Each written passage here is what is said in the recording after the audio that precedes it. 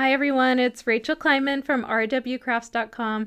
Today I'm with Hero Arts showcasing the January 2025 Hero Studios layering stencil. Before I get started on my card, I wanted to show you how these 4 layering stencils can actually be used individually without having to think about color combinations or anything like that.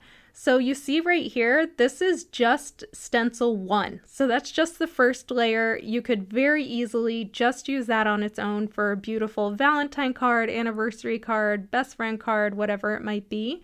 This one here is just stencil 2. So that's your second layer. Again, beautiful on its own.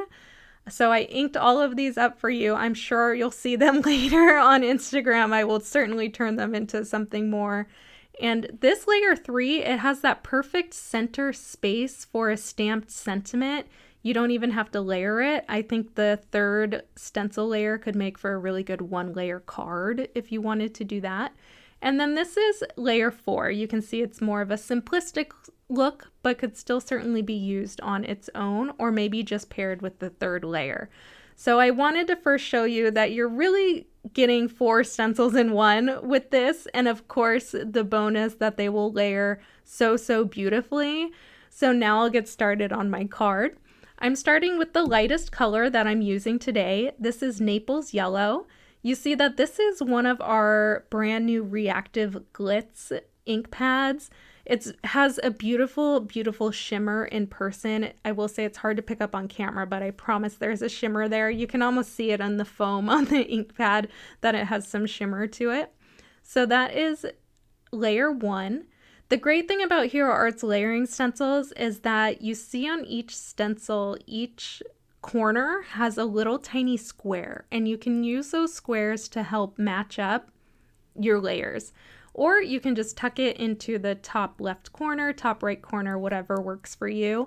But I did find these layering stencils to actually be pretty easy to eyeball. So even if you didn't have that guide to help you, you'd still be able to figure it out. That second layer, I used the Taffy Reactive ink. It's a beautiful, light, almost bubblegummy pink. And for my third layer here, you see me lining it up in that corner. I'm using the Fruit Punch Reactive ink. It's a nice, almost corally red. It's not too bold. It's not too light. It's a really a good in-between. So those are the 3 ink colors that I'm using. And of course, I'm using my Hero Arts blending brushes. I have one for every color family. For my 4th layer, you guessed it, if you've seen any card by me, by Rachel, you know I've got to have the glitter paste. So I added the glitter paste for my 4th and final layer. I will show you at the end of the video a card where I used 4 different ink colors. So you see that shimmer from the glitter, can't go wrong.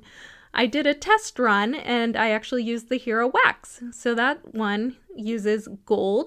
You see it has a much different look. It's more bold in that way by using one of the waxes. So I will turn that into a card later as well. For my sentiment and accents on the card, I'm using the clear stamp and die set of the month for January 2025. So you see I've already stamped 2 sentiments there. And now I'm working on just some filigree that I can add to the card. So I'm stamping these with cranberry ink. This is from the Hero Arts Core Inks.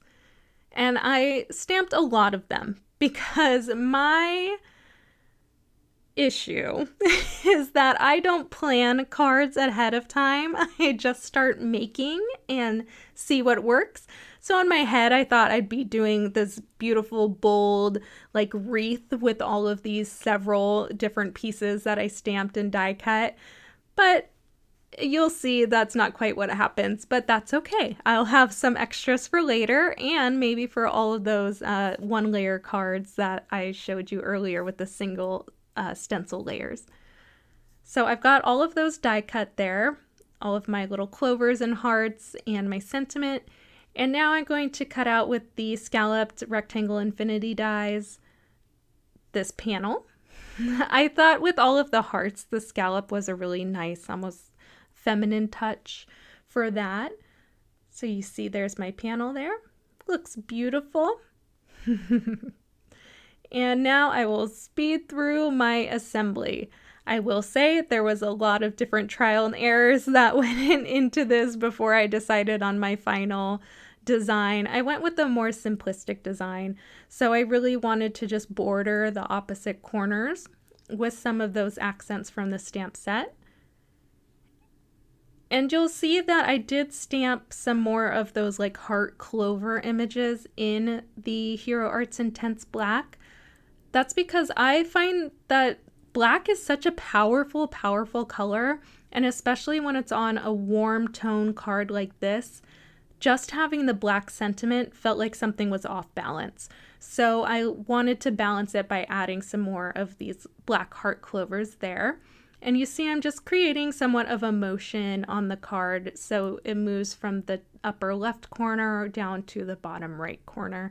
That's tends to be my go-to. As you see, I did a similar thing here. So this is the other example using 4 colored inks and no wax or glitter paste or anything like that.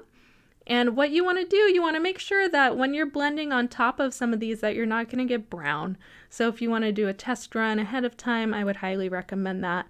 Or if you're very familiar with your colors, then just go for it. Wing it. That's what I do. Just hope for the best, cross your fingers, and it'll turn out fine.